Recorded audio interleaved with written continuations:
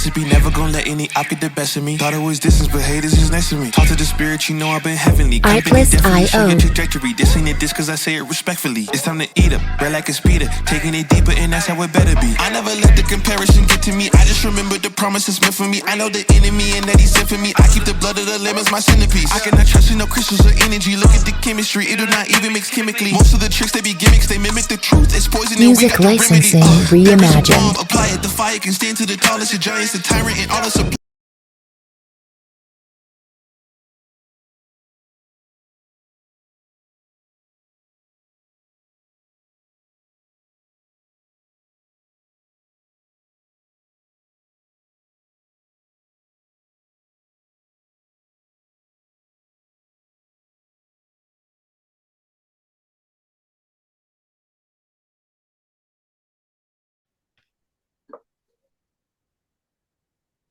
Cold outside. Oh my God. I had to go to Home Depot yesterday and buy a whole bunch of plastic for the windows because it's like drafty as hell in this house. Should make a big difference. That's a good idea.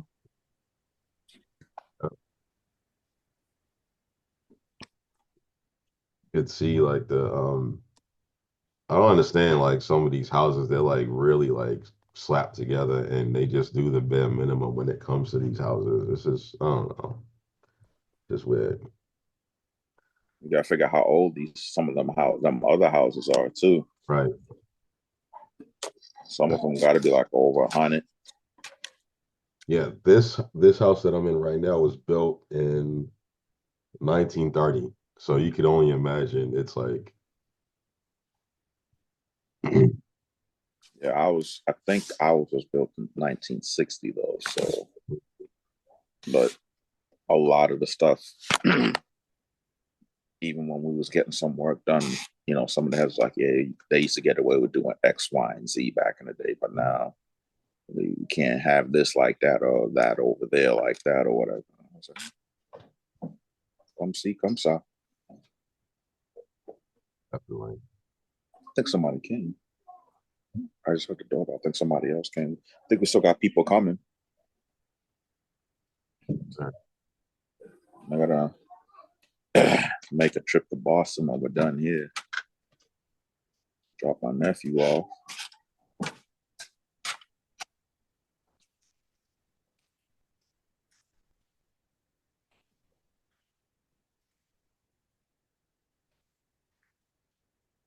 Sorry.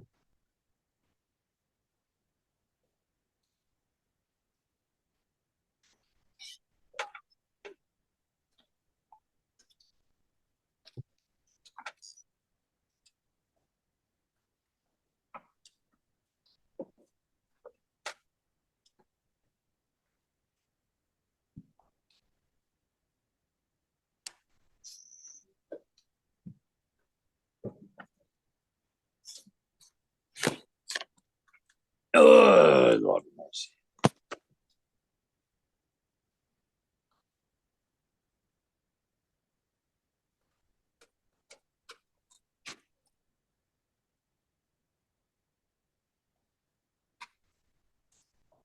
But yeah, definitely most of this will most likely be edited out anyways because there's too much dead air on here. Yeah, I hope so. Yeah, right. So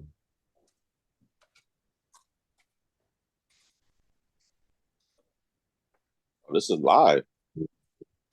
So you said the person who used to work for the Hated in school is joining too? yeah, I'm talking to him right now. That's him right here. Oh, that is? Oh, okay. Okay. Yeah. But I actually had a couple, there was two other people that were actually in there at the same time we were. And I did offer to kind of like talk to them about, you know, things that they were going through while they were in you know, DCF and Hating period. And obviously they refused. They just said that they're just not ready to discuss anything like that yet. Respectfully, I understand. So I'm like, all right, it's not a problem, but Right. Did you get permission to like share their story?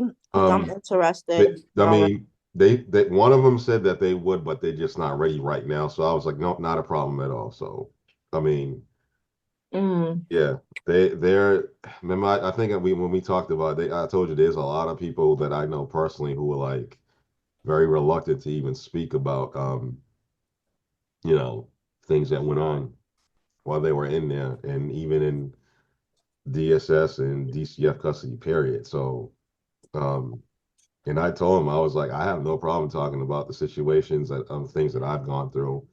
And I know you don't either. So I mean, because I told you like I followed you on how like you are fighting against like the stuff that was going on over the years with those guys. So and I know there's Rick pretty much like you said he's on kind of like both custodies work with them and he basically can shed light on both on that our side and the other side. So like I it's pretty interesting that conversation. A lot of people, like I told you, you already know yourself that are very I wouldn't say nervous, but again, they're very reluctant to even discuss, you know, what went on over the years. It's probably still going on with DCF. So Yeah, they've been silenced. hmm so Mm. We um, might as well just start this thing now. yeah. So yeah, so I'm your host, I'm Sean. This is a Talk Your Shit podcast. And again, we got a special guest right now. My name is Sean, and I want to, you know, give you the floor. Introduce yourself, Leslie. Hello, I'm Leslie, and I am a former foster child who has been in the system for 18 years. And I'm fighting for justice to expose my story. Oh, my daughter's calling me. Okay, okay, right. Uh, Rick, of course. Let me send her a message. Okay.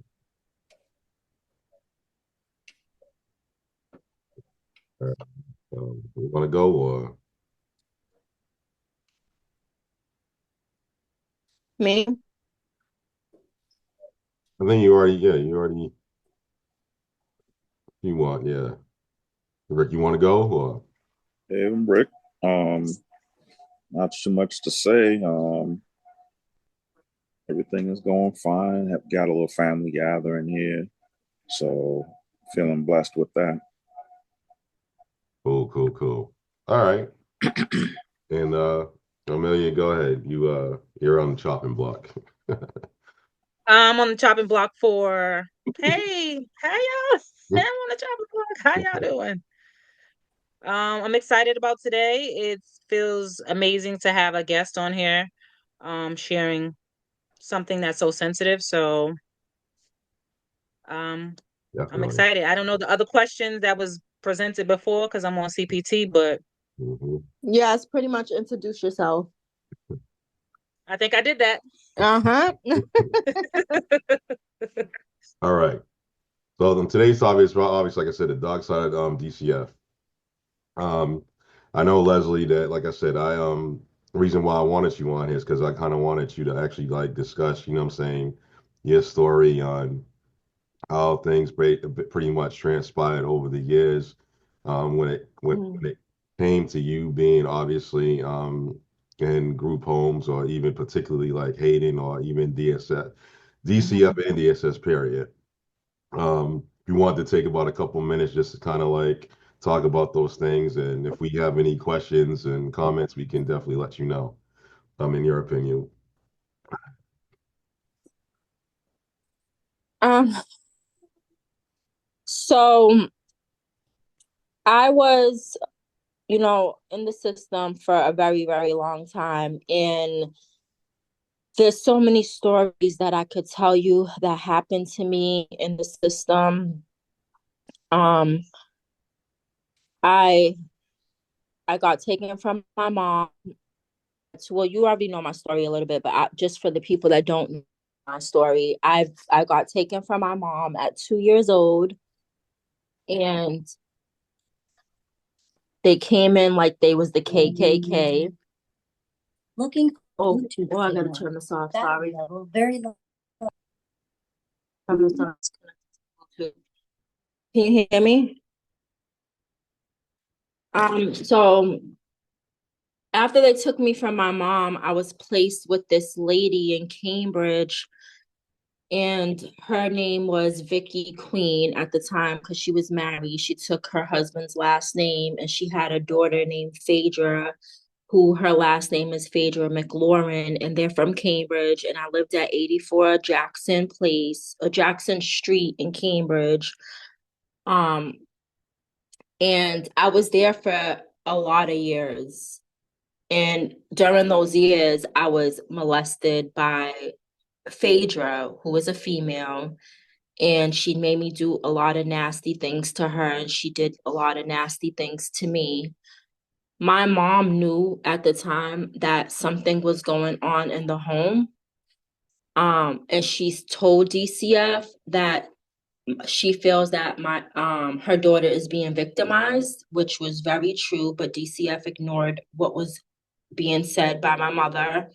I was in therapy at Dot House Health on Dorchester Ave, and I was seeing a therapist, Judith Day, and I was explaining to her that I was being molested in the home. I was telling her that they was doing things to me. They was beating me. The foster mother was beating me with a belt. She called the belt Charlie. She had a name for it. I was telling her how, the foster mother used to make me stand back and stand on the wall at night. And then she used to make me walk back and forth in the hallways with a glass bottle in my hand, a glass cup in my hand, excuse me, filled with water, and go back and forth in the hallway. And if I spilled it, she would beat me with the belt Charlie. Or she used to make me carry heavy cans back and forth in the hallway. And I'm young. I'm like between 4 and 6 years old. So it went on for a lot of years, and I was explaining to my therapist what was happening, and DCF told me that I can't talk about what's going on in that home, that I just needed to talk about what's going on with my mom. And my mom did have her own personal issues. She was an alcoholic, and she was a good mom. I'm not gonna shit on her name. I'm not gonna put her down. She was a good mom. She had her flaws. She had her faults. So, a teacher was reporting that I was coming home. I was coming to school like dirty, hungry, tired, and she filed a 51A, but that was ignored.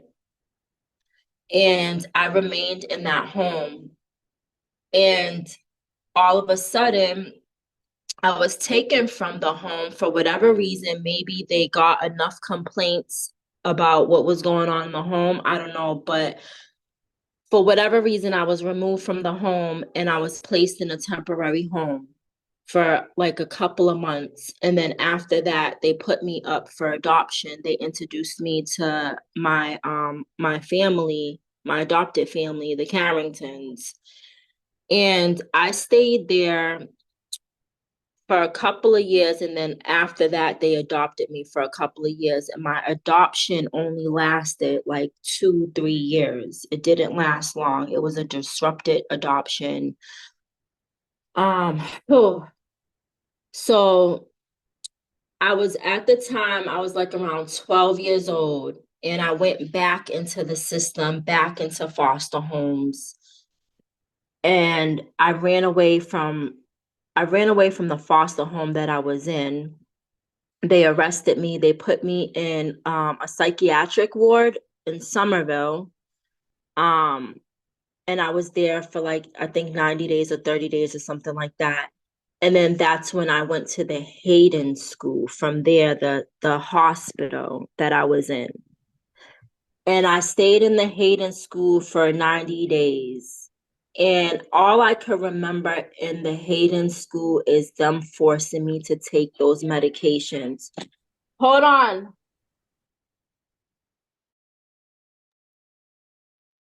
Yep. I just remember them forcing me to take this medication.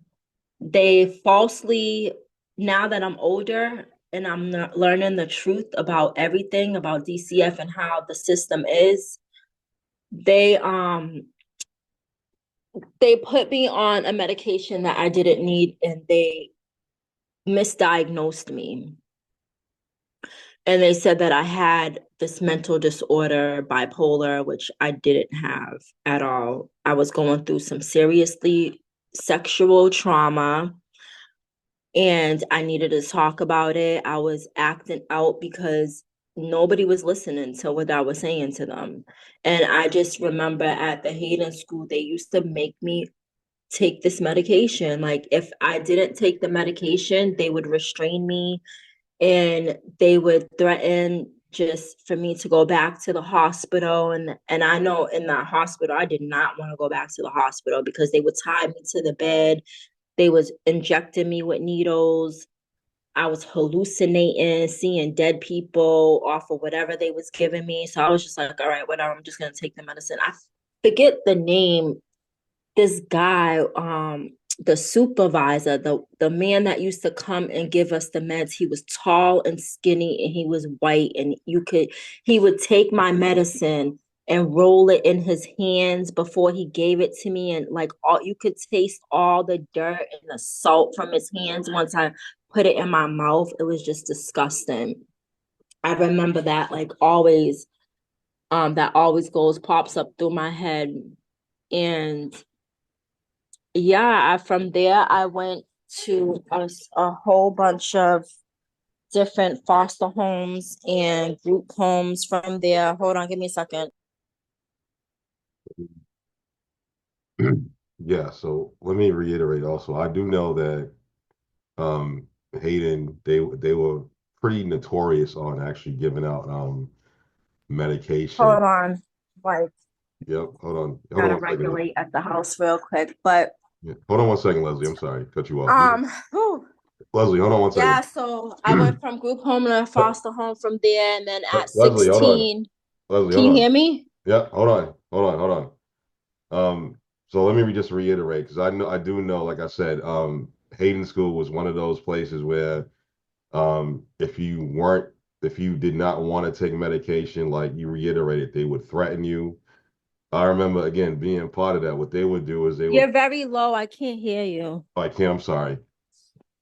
All right, I'm sorry. Can you hear me now? Yeah, I don't know if it's my phone. All right.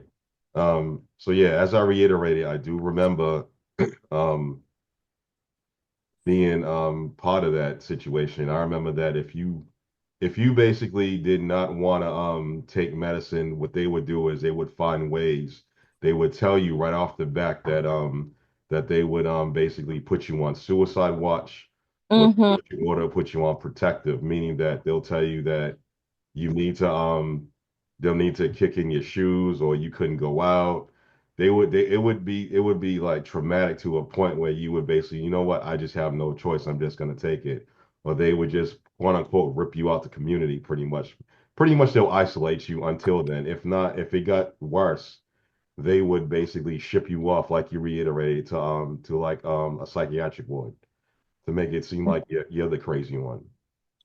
Yeah, and then my whole thing is, was this even legal? Because for one, my parents, my biological parents, I don't think they knew what was going on at the time in Hayden school. And I don't even think my adopted family even knew what was going on, because I kept asking, I just want to go back home to my adopted family. And they was like, nope, your adopted family doesn't want you anymore. Like, I was abandoned. It was like, what?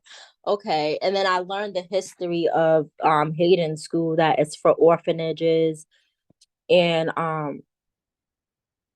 there's some dark secrets about that school. Yeah, yeah. I actually met Charles Hayden before he passed away. He was He was in a wheelchair when I met him over there. He was Oh, you did? I Wow. did. He was bald white guy, skinny guy in a wheelchair. He was 97 years old before he passed away. Um Before the whole changeover, there was um yeah, everybody pretty much basically went in there and they pretty much reiterated that there was going to be a whole changeover. Like I think after you left, Leslie, I think they had this changeover called remember I told you Northeastern Filming Institute.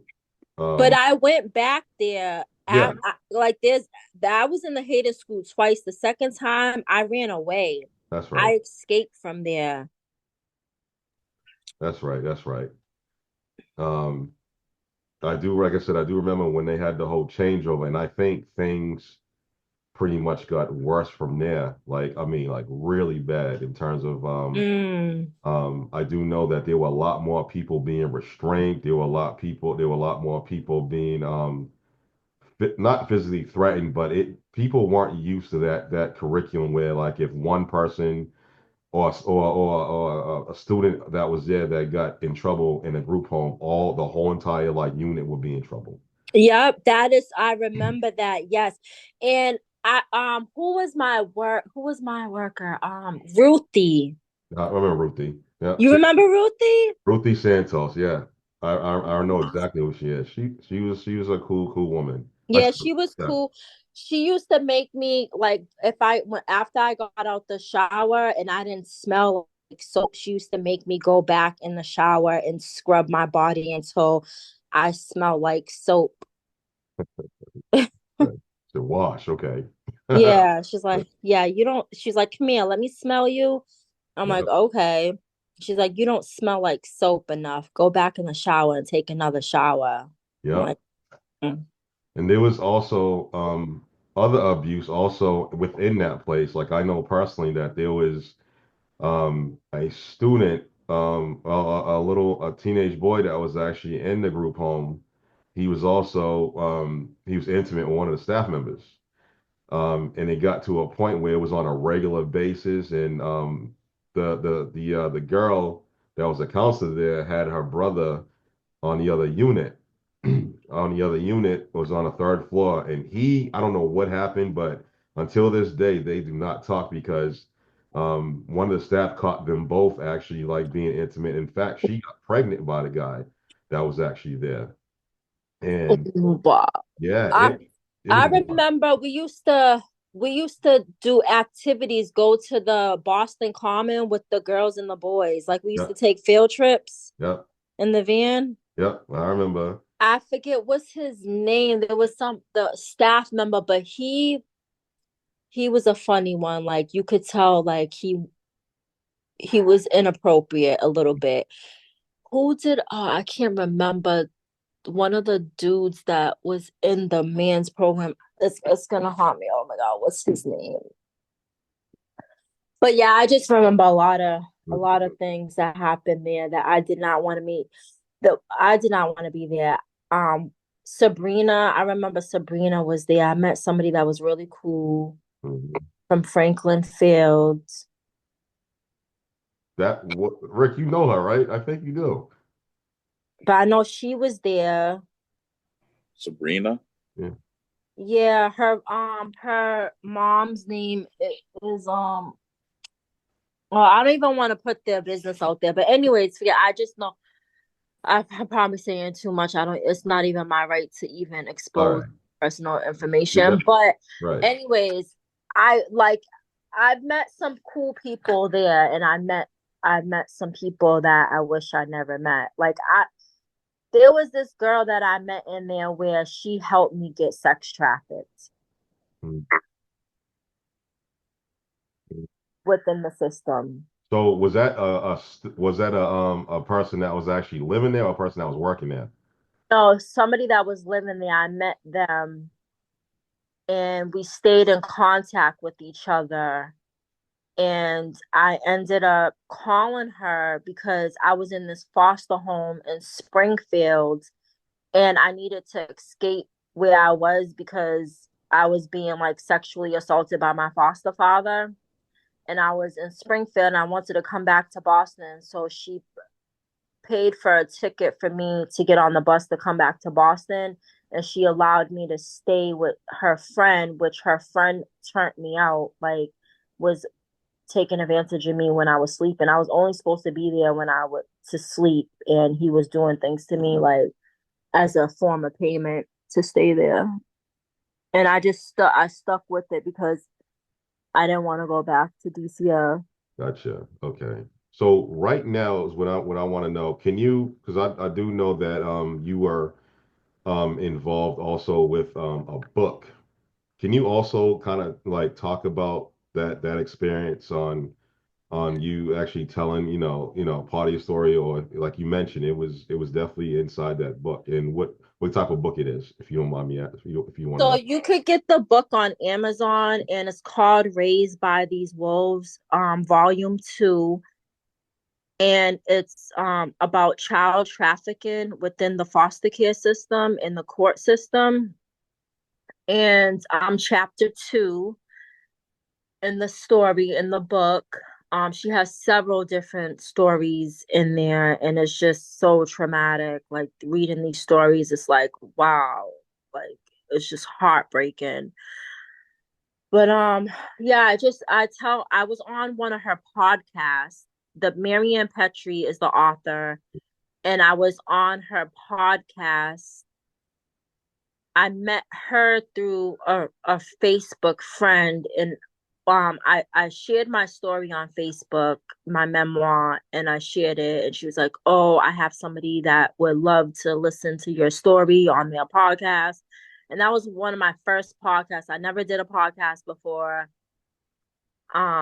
I was never like on a podcast. So she was letting me know that she's writing a book and if I wanted to be a part of her book. And I was like, sure, why not? And she documented my story, and she put my story in her words in her book, and it was just like amazing to be a part of that. That's good. That's good. What can you what would be a positive thing that you could actually take away from like what you're doing right now, as far as basically, going back and forth to court, and helping these kids. What would be a good thing that you can take away from all this? Me starting my nonprofit organization and helping people expose the system, I feel like that has been helpful in my healing journey. It's so inspiring and helpful for me that I'm helping people heal and expose and file lawsuits, wanting to file lawsuits against DCF, not staying silent. um Out of all of this, I just feel like starting my nonprofit is just amazing, and I'm working on my state legislator, my state representative, getting body cameras on DCF workers. He's gonna Well, to my knowledge, they're gonna present it this term, January. So I feel that's pretty positive. I mean, through everything that I've been through in my life, I feel like, oh, I'm about to get emotional. I feel like God did this for a reason. And I just have to like not be selfish and just think about myself. I have to think about the world, because this is a worldwide issue, not just me that went through this. There's people that have been silenced for years and is still being silenced because they're afraid of retaliation. They're afraid of being looked at negatively, you know, being judged. And I used to feel that way. Like I used to feel that DCF made me feel like everything that I went through was my fault, and that um if I come out and say anything, it's just gonna be bad for me and make me look like I'm the bad person. And it's just the way they manipulated me psychologically is really fucked up. But I got past all of that, and I'm like, you know what? I'm not staying in silence. Like I'm gonna start from the beginning, and I'm gonna go expose everything that I went through in court. I filed federal lawsuits, I filed state lawsuits, I have a lot of lawsuits pending, and to my understanding, I could take this all the way to the Supreme Court, which I intend to do if nobody's listening to me on a state and federal level, whatever. I'm gonna go all the way up to the U.S. Supreme Court.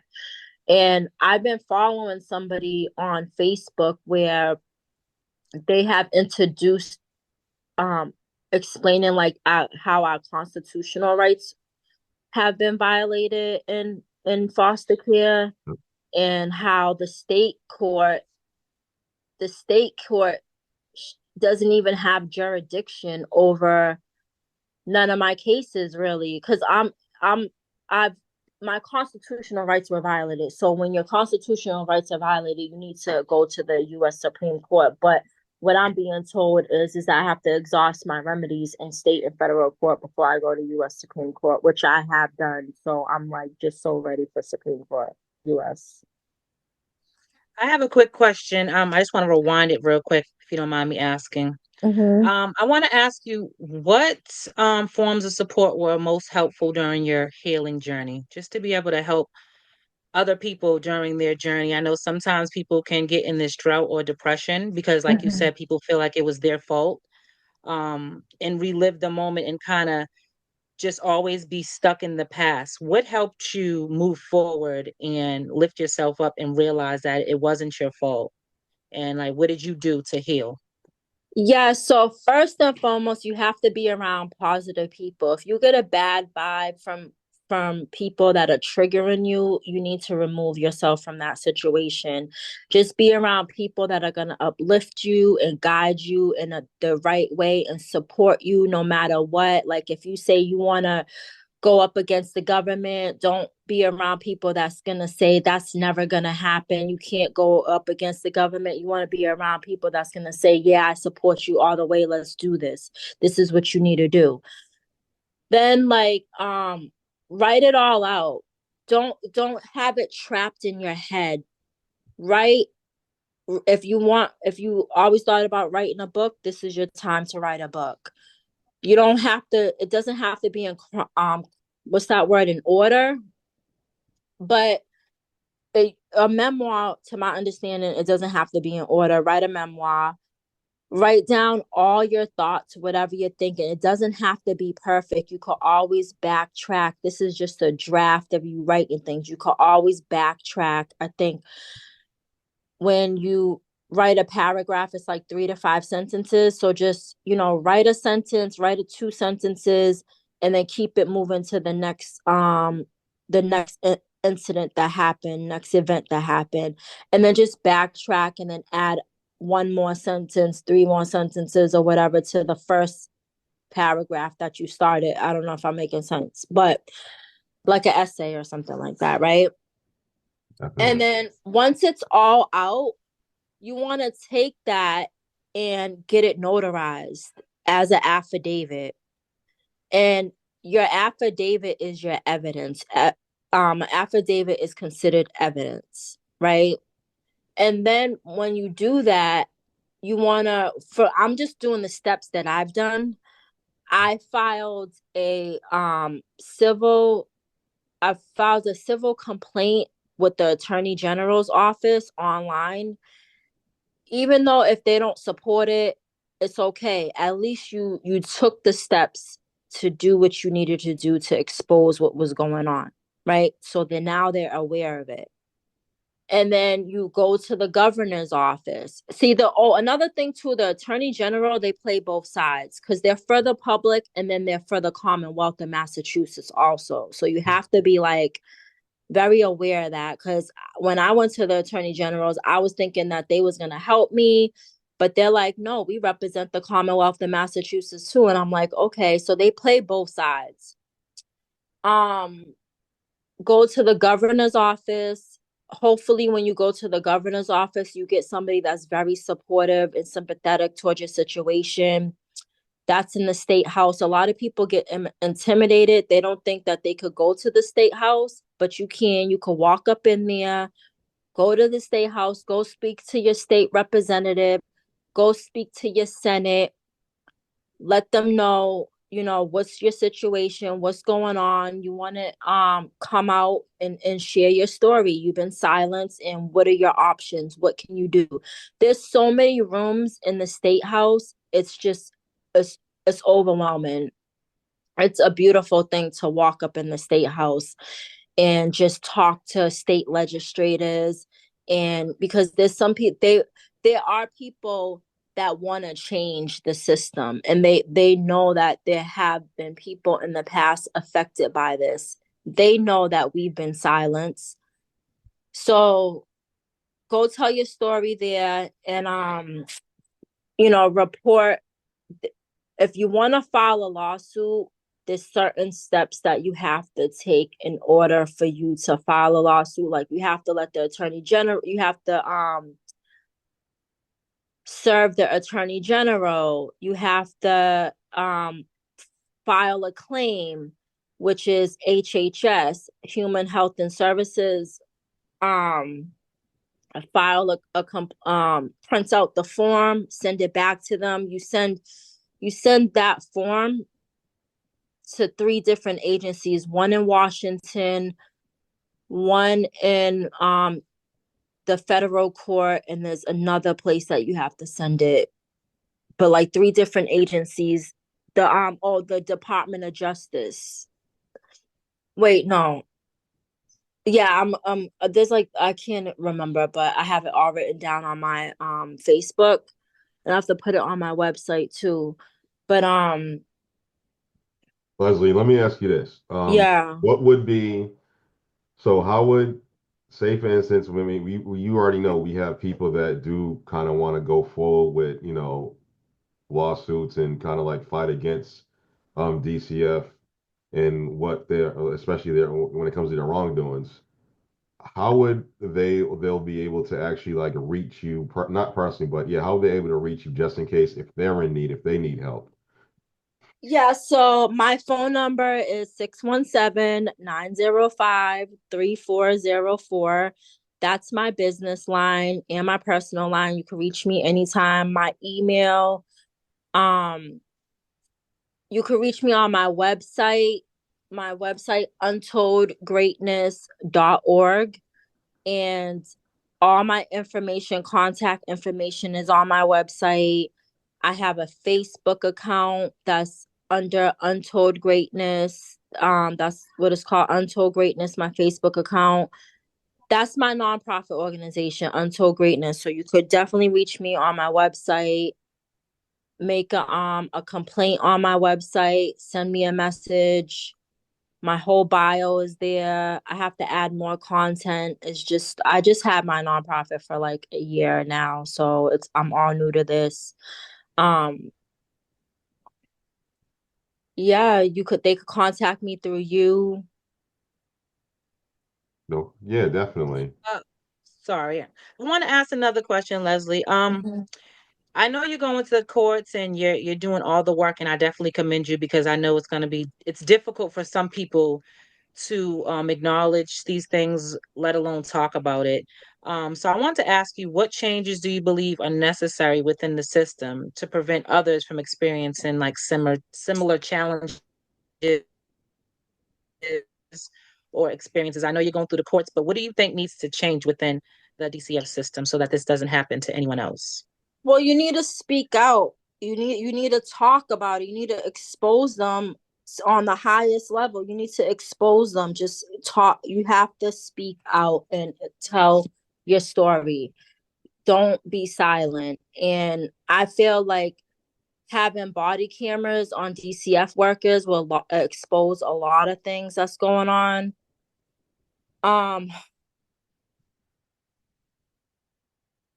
Yeah, you just have to like speak out. You have to speak out. Don't be silent. What's the question again? So I make sure I answer it correctly. Like, No, no worries at all. I just wanted to ask you, what do you think that DCF, I know you mentioned the body cams, regarding them just doing their job and making sure that children are not victimized, and What do you think that needs to change within the system, within the workers, within the foster homes, just in general? Because I do know, like, workers can have the cams, but they're placing you in foster homes that are not suitable. And if they are doing these checks, they obviously aren't doing it to the fullest because, as you explained before, you were letting people know and expressing that you were being molested, and they kind of turned a deaf ear to that. They placed you in a school that then medicated you and kind of try to silence you rather than try to see why you was having these behaviors. So what do you think needs to change so that another person doesn't go through these challenges? The whole system needs to change. Everything needs to change in the system. It needs to be shut down. Honestly, a whole new system needs to be invented. That whole system needs to be ignored, and another system needs to be um invented. Have you ever heard of Nancy Schaefer? I'm not familiar with her, no. Yeah, so Nancy Schaefer kind of breaks down a lot of things of the same question she answered, and you just need a whole new system. You need to just get rid of that system and start a whole new system. Um, Because, like, another thing too, a lot of people don't know how DCF originated. Do you know how DCF originated? I don't. Okay, Yeah. so back in the day, like I always say, I started out like we had slaves. It's very heartbreaking, but we had slaves, right? And the slaves would run away, and the police, which were the slave catchers, used to um pick up the slaves, right? The runaway slaves. So the police would take the slaves back to the police station. But the problem was is some of the slaves, some of the runaway slaves would have their children with them. So the police station became overpopulated and overwhelmed with more children than adults. So they had to come up with a separate system, which is DCF, DSS, CPS, whatever you want to call them. Right. And I always go back to this too. When a police officer kills a black man, a black woman, we have to go back to the basics. Because I know they rally and they want to shut down, like, get the police in trouble, but we go back to the basics. The police were slave catchers, right? And they took our children, and they came up with this system that is taking our children, right? So if you want to shut down that whole system, you got to go after their money, and you follow the money, because each child that is taken from their parent and put up for adoption, they get a bonus, that's what Nancy Schaefer was explaining, exposing the whole system of how they get $5,000-$6,000 bonuses for each child they put up for adoption. So if you have a young college graduate coming into your home and investigating you, and in the back of her mind she needs to pay for her college tuition, right? And all her books and all whatever the hell she needs to pay for, right? And you got 5 children, black children, white, black, whatever, the color doesn't even matter to me at this point, right? You have 5 children with you, okay, at your home. That worker is coming in thinking, I'm gonna get a $30,000 bonus if I take all her children. And it's sad, but that's how they think. It's the system itself, the workers, they're putting workers in these going on these investigations that don't even have children. They're young, they're not qualified, They're just trying to pay off their college loan, and they don't even like children. Some of them don't even like children. There's a lot of DCF workers that even been recently charged with abusing their own children. Like they're like these foster parents who are representing the state and government. They have the people that are representing the state and the government, they have foster children. And because you think that they're, they work for the government, they work for the state, they're good people, but they're corrupted. Look at that lady, Fernandez or whatever, who was working in City Hall, that Cape Verdean lady or the Muslim lady. I don't even know her name, but I think it's Fernandez. It's Tanya Hernandez Yeah, Fernandez, sorry. yes, her. Yes, I know her personally. She's well, go ahead, say what you gotta say. Well, she had 17 foster children on record, right? That she was helping. Now, did she give them a good life? I don't know, right? I don't know her. You probably could educate me a little bit, but these are the people that are representing, that are being involved in our children's lives, but then you have them on the news doing this corrupted stuff. Like, it doesn't make sense. I just speaking from me knowing her personally, I'm not too sure how she treats her foster kids. I do know that all of her foster children went to really good schools. I know that she kept them in all different activities. I know she worked with my daughter personally and did very well with my daughter. I have no complaints. Definitely helped with housing and helped. I actually hooked her up with a few other friends, and she helped them get their things together for their children, their housing, everything. Phenomenal from my end, but I don't want to be biased. Um, Regarding how she treats her children and the corruption, I think that's a whole different topic. Just because there's a lot that I believe comes with that, and I do believe that sometimes they need to have a fall guy. I'm not sure if she did do anything. Mm-hmm.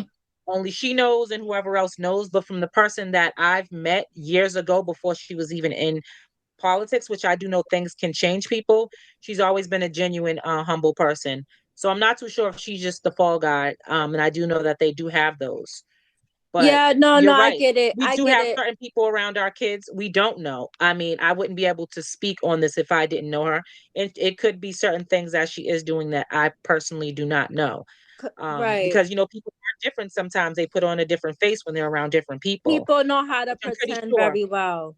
Definitely Right. people can be chameleons. Yes. Like I'm pretty sure like your foster parents, they probably put on this, this act in front of everyone else. And then behind the scenes, when they're putting you on punishment and doing these things, of course, they're not showing that they're doing these things. So I'm not sure of that, but you're absolutely right. We do have a lot of people that have our children, or we give custody to the children. Next thing you know, you hear about them being on the news for doing something they just weren't supposed to do. And it's like you could have just made it work either at home, or you should have did a little bit more investigating on this person before you placed a child there. So I completely agree with you. Definitely. Rick, you want to add anything at all, or I see you observing. I just wanted to be sure you I'm taking it all in. I'm Right. taking it all in because we can definitely get behind what's happening. I myself have a couple of questions. Number one being, it sounds like you've been through a very, very traumatic experience. And I'm quite sure the population that you're trying to seek help for can also relate because of their traumatic experiences in the system. My question is, would therapy serve as a way to help with that healing that Amelia mentioned earlier? Because honestly, in our community, the African American community, therapy is something that's frowned upon. It's viewed as you're weak. We just don't do that. I myself had that view up until I myself said, I'm sick of being tired. I've been in therapy for like the past 3 years, and I found it very helpful. Do you think that would be something that you can also offer those that you're trying to get on board with some kind of therapeutic service to help them through their trauma? So me personally, when it comes to therapy, I don't like therapy. Now, I've been told that I need therapy by my primary care doctor because I do have anger episodes where I don't even know what the hell's going on in my head. Like sometimes I can't sleep. I'm having like flashbacks of what's going on. Certain people trigger me to remind me of like what happened to me.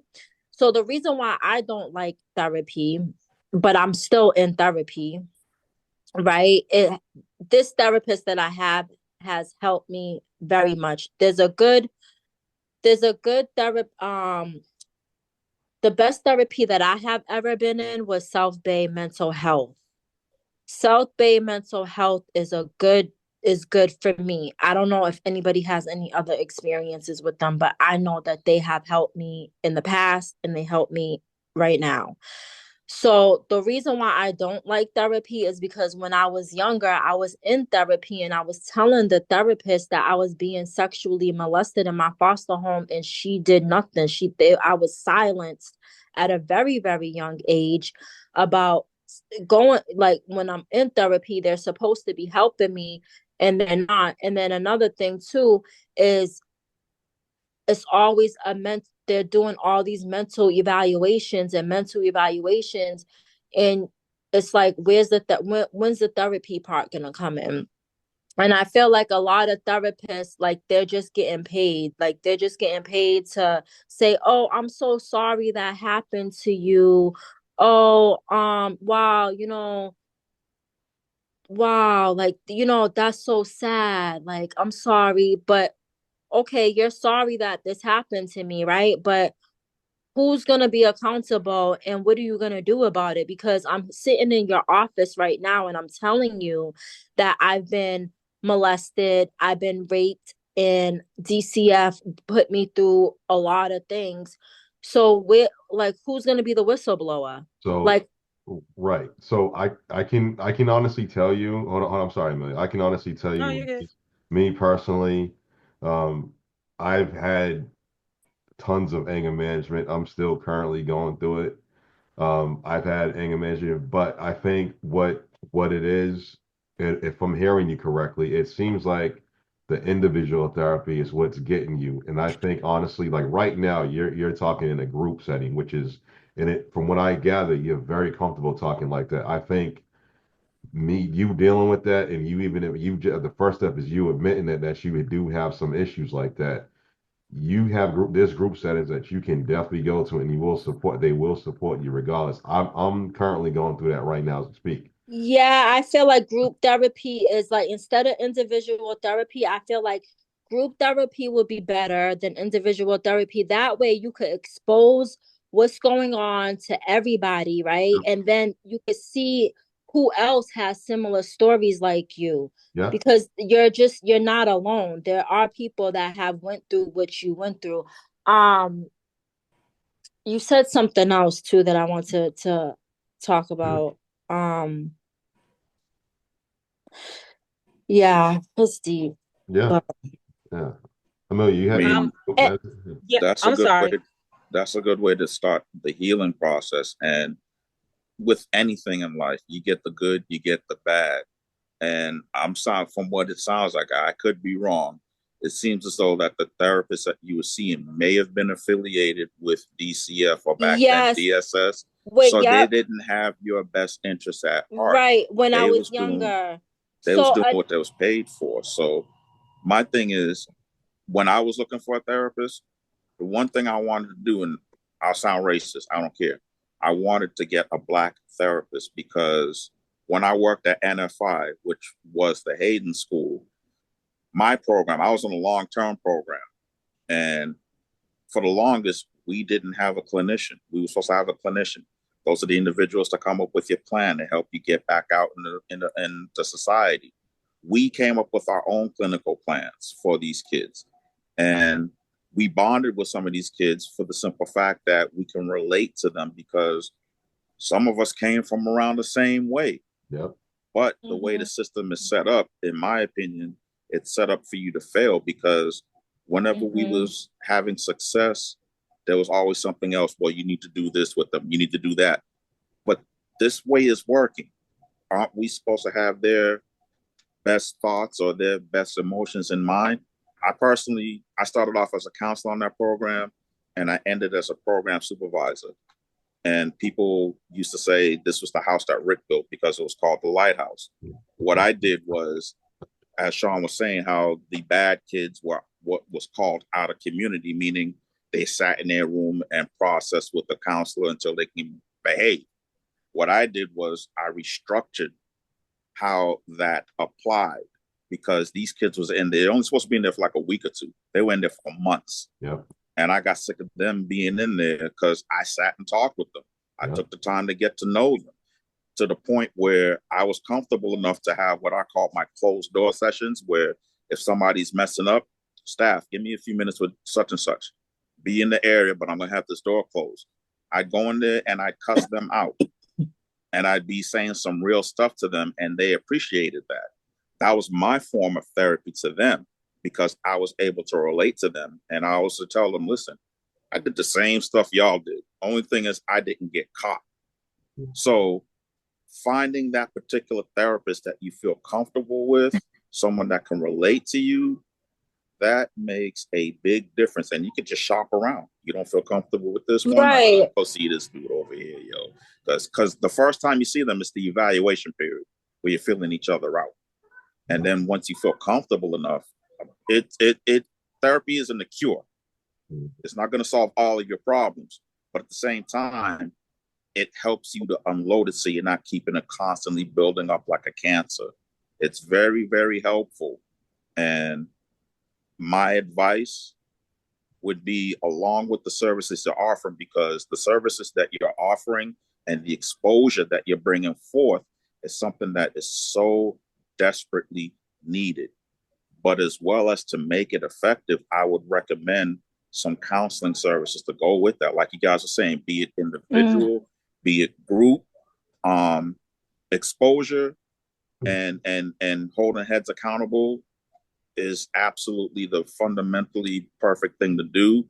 But at the same time, you got to also think about your well-being so that you can be that much more effective for those you're trying to reach out to. And you can also be the example being set, as far as to listen, if you do this the right way, this is the result.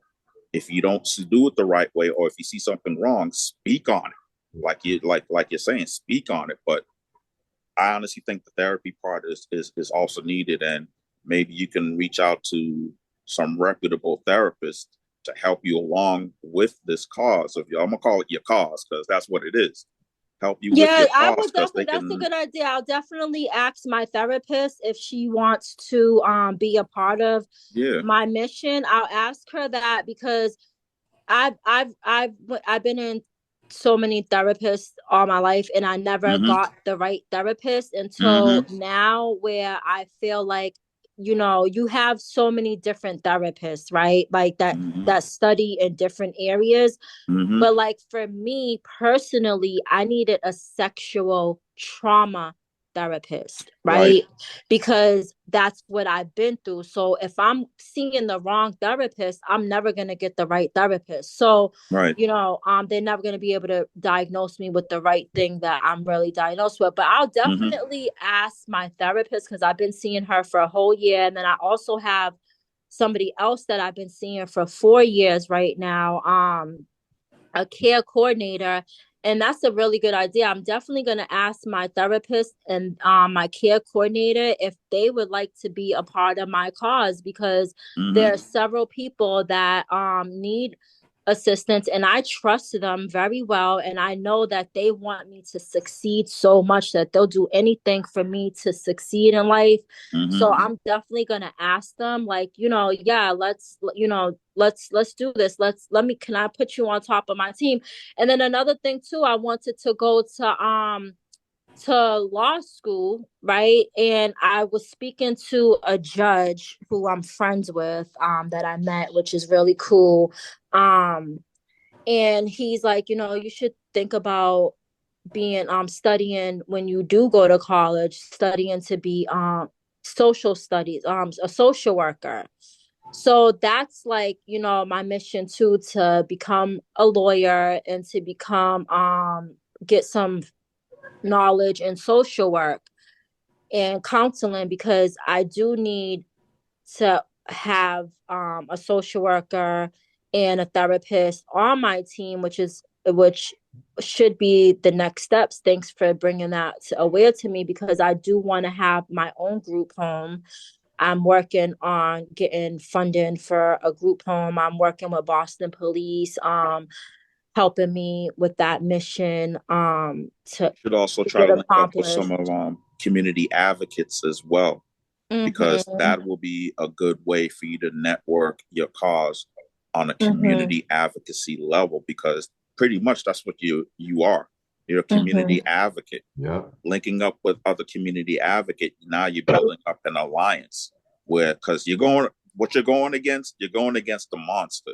Yeah. When you're talking about going against The the state mafia, the and the mob. government, that's a monster. Yeah.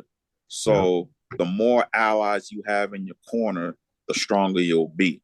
And you got to make sure that the allies that you drum up are like-minded individuals, because Right. sometimes you'll have someone on the inside that's trying to take you apart from the inside. So you got to Mm-hmm. keep that I've third met eye several open. people like that, that See? you would think that they're on your side, but they're just their advice, and it's Mm-hmm. just, you could just tell that they're not for you. Yep. There's someone I know, she's knee deep into the community. I can holler at her. Her name is Paula Correa. She is an amazing, especially for what she does, not only for the African American community, but also the Cape Verdean community. I could holler at her and slide her some of the information, and maybe you guys can link up and see where you can go from there. Definitely. I know Paula too, also as well. Yeah, I definitely do know her. Sorry guys, I want to mention there's also different types of therapy too that you can try. I know that you're gonna try to, do the group setting, but there's also different types of therapy that you may benefit from. Just sometimes when you don't feel like talking to somebody. You said you like to write, so I know that, writing a book, writing poetry. There's also art therapy. There's a lot of different things that you can do to express yourself. Mm-hmm. Just when you feel like you don't want to talk to nobody, but I'm feeling this anger, I'm feeling this frustration, and to release it in a positive way. And also just always commend yourself for coming out of that, and now helping others come out of that. So when you start feeling angry, you have every right to be angry, Yeah. but what you're doing for yourself and for others and helping others, think about that. And that's gonna definitely lighten it up a little bit, because you're opening up doors for people that probably didn't even see it as an opportunity. Yep. So you're definitely doing something that you should look at and say, hold on a second, I did something out of this experience. Like you said, it's unfortunate that this happened to you, but you came out of it, and you're doing something with it. You're not letting it keep you down. So Mm-hmm. yeah. Because the I amount of mean, Yeah, I got to work on my chapter 2. I already wrote chapter 1, so I have to finish chapter 2, which is going to be really dark and some things that people don't even know about me, or some people do know about me. But yeah, um I'm definitely on a journey to expose a lot of things in the system, and I hope that everybody could join me and just not stay silent about what's going on. definitely especially like Amelia said, like the amount of there's a lot of other people who have the same struggle, if not a little bit worse. I don't want to measure, but it amazes me. This also, you're speaking for the people who are unable to actually speak. Those are the same people who probably already passed on or killed themselves over the same thing you're going through, and it's a lot of like you went through a lot of like a really huge traumatic experience through the years going through. Like I've known you since you was what, 14 or 15 if I'm not mistaken, so like I can again, my hats off to you, because again, a lot of people who are going through those things would not, like, they wouldn't be able to survive. And you Yeah. right now, you're speaking for people, you're speaking for yourself, and that you're a strong woman. I'm telling you, like a lot of people wouldn't be able to do that. And I'm kind of glad you're pretty much kind of paving a way for those people who are basically, you know what, I can do that too. Like encouraging people. yeah, and if Giving a and voice it to the is, voiceless. yeah, Yeah, and there's this part. There's this little boy. He was 4 years old. You guys probably know the story, but this was one of the worst cases in history, right? I think there was, I forget what year it was, but it was a long time ago. This little boy, he was living with his dad, and his mom was on drugs. So the father took custody of the child, right? And this this father's house, I guess he got arrested for drugs, or his house got raided or something like that, and DCF became involved. So now you have the mother who is on drugs, not involved in the child's life, and then you got the father now in jail, but he was Jamaican, and they ended up deporting him. And the father was begging DCF, like, please just deport my son with me. Don't let my son go in the system. And the DCF was like, nope, we're not listening to you. We're taking your kid. Like, pretty much, we're going to make a profit off of your kid, blah, blah, blah. Put him in a foster home. And right before his 4-year-old birthday, the foster mother chained this little boy up to the heater radiator and beat the little boy to death. oh, And it's just like, it's crazy because I knew the father and I seen him interacting with his son, and he was a really good father. I used to run away to when I used to run away to DCF, he used to let me stay there. And when I became homeless, he used to continue to let me stay at his house. And I just seen how he interacted with his son, and he wasn't a bad father at all. He was just doing, selling drugs to survive. And it was a very sad situation because the father had begged DCF, like, please just deport my son. And DCF was like, nope, you don't deserve your child. Like, you're a bad person. But then ended up putting this child in a home where he was beaten to death. And I get it. There's way worse stories than mine. Like, I'm alive. I I made it to age 43 years old. And I'm not like, I'm not in a worse situation than most are. And I thank God for that all the time, that my situation could have been way worse than I am now. So what am I going to do about it? Because I can't just keep saying, oh, poor me, poor me. Oh, you know, having people feel sorry about my situation. Like, no, I need to do something about it. I need to speak up because this is haunting me, and I can't move on and go on with my life if I have all these dark secrets inside. Like, I have to expose, even if I have to expose myself while exposing DCF and saying all the wrong things and bad things that I've done to expose them, I will. yep. And again, I'm glad that you're actually doing it. And I guess the more you do it, I think the more other people will follow suit. And I definitely commend you on that. I do see. It's funny. My mother's actually on this. Ma, what's going on? I just want you to say hi. Oh, hello everyone. Hi, Mom. Hi, how are you?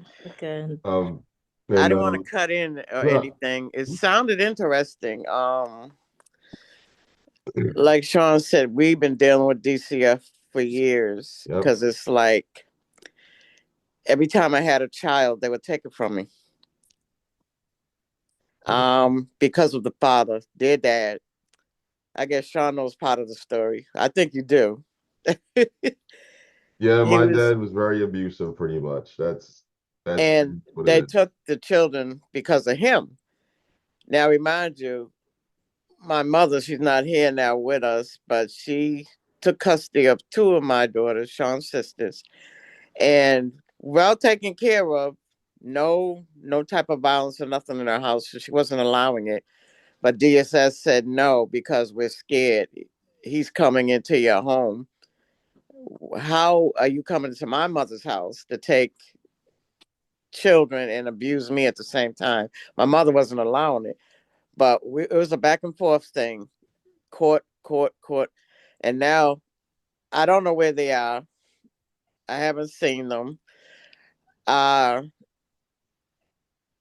think one I got in contact with, she's in her 40s. I believe Tammy is in her 40s. But it's like a touch and go thing with that. So I really lost contact. And like you say, DCF was very sneaky, which they are. They will sometimes even cook up stories about me doing stuff. I was very neglectful. I was 16 when all this stuff happened, and it kept continuing. And then we had to break the cycle somewhere. So my kids are older now, but still, I don't know. I think Grant Ma basically, she was actually in a newspaper trying to fight DCF back in the day, if I'm not mistaken.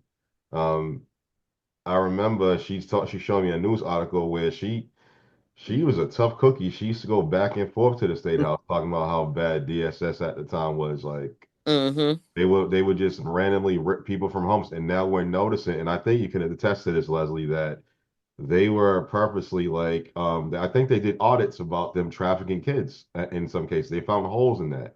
Yeah, recently they just did an audit on DCF. Yeah. Yep, and they have 6 months to get their stuff together because they're going to do another audit in a couple of more months. Wow. Yep. So again, I do appreciate we kind of went over the time, but again, like I do appreciate all you guys that even like come up here and listen to Leslie's story. Even like the questions were actually pretty good. And I do, like I said, I love this. It's unfortunate that like Leslie, you went through this. Again, I went through it also. I really don't want to go dive into it, but again, I was at that point where, like I said, I was in Hayden, like you said, they falsified a lot of things that wasn't true. And again, and I'm looking at it, and that's how DSS and DCF they're being funded. It's honestly, once you piss the man off, and like you said, you're going up against that monster, they're losing money. And what's going to happen when they lose money?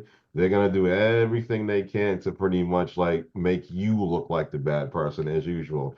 Just like you said, Leslie, when that state representative, like he acted like he was in your favor, then turned around and was like, "Oh, nope, we're basically part of the Commonwealth of Massachusetts." So we're before us, pretty much. Oh no, not the state representative, the attorney general was the attorney. AG. Yeah, the AGO. Yeah, they play both sides. Yep. I went to the civil rights division and asking for help, and then when I filed my lawsuit, I realized that the attorney general represents DCF. So I'm like, what the hell? I went to the, it didn't make sense. Yep. So again, I'm glad that Leslie, you basically was able to speak, about your story, and I want you to continue to do what you can to basically shed more light on this so we can stop this monster. Anything else? Any questions, comments, feedback, anything? It's funny that you say that because my daughter told me to be careful because she's like, you're going up against the government, and like if you look into Nancy Schaefer when she exposed the system, they ended up killing her and then killing her husband and making it look like a murder suicide. So my daughter, she said to me, "Ma, are you ready to die for all of this?"